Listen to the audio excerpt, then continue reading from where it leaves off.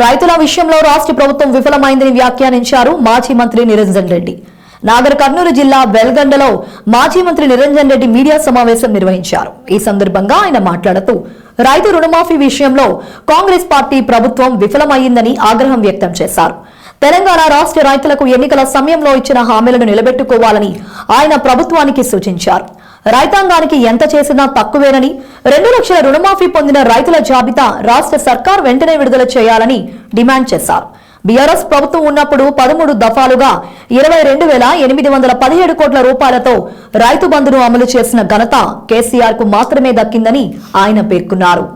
2 లక్షల రుణం పొందిన రైతుల యొక్క జాబితాను విడుదల చేయమని సర్కారు రాసేమేం లేదా? దాంట్లో అప్పు తీసుకున్న రైతు పేరు ఎట్లా ఉంటుంది, బ్యాంకు వాళ్ళు ఇంటికి వచ్చి ఎట్లా డబ్బుతే నోటీస్ ఇస్తారు, ఇంటికి వచ్చి కలిసేపోతుంది. దాంట్లో రాసేమేముందండి? అప్పు తీసుకున్న రైతు అప్పు తీసుకున్న సంగతి దాచిపెడతాడా, బ్యాంకు వాళ్ళు దాచిపెడతారా? ప్రైవసీ అనేది అట్రాక్ట్ కాదు కాబట్టి పబ్లిక్ డాక్యుమెంట్ కింద వస్తుంది.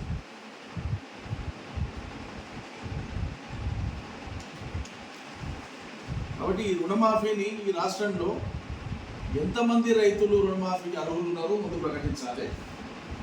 అందులో 2 లక్షల రూపాయలు తీసుకున్నటువంటి రైతులు ఎంతమంది, వాళ్ళ వ్యవసాయ భూమి ఎంత, ఈ వివరాలను ఈ గణాంకాలను రాష్ట్ర ప్రభుత్వం ప్రకటించాలని డిమాండ్ చేస్తుంది.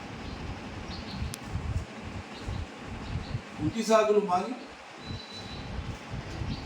భరోసా ఇవ్వకపోయినా కనీసం పాత రైతు బంధు అన్న జూన్ నెల అయిపోతుంది, జూన్ 30 అయ్యేపాయ.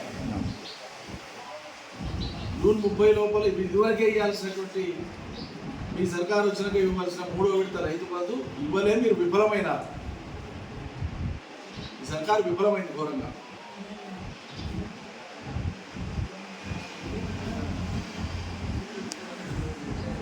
ఈ విషయాన్ని రైతాంగం గమనించాలని కోరుతున్నాను.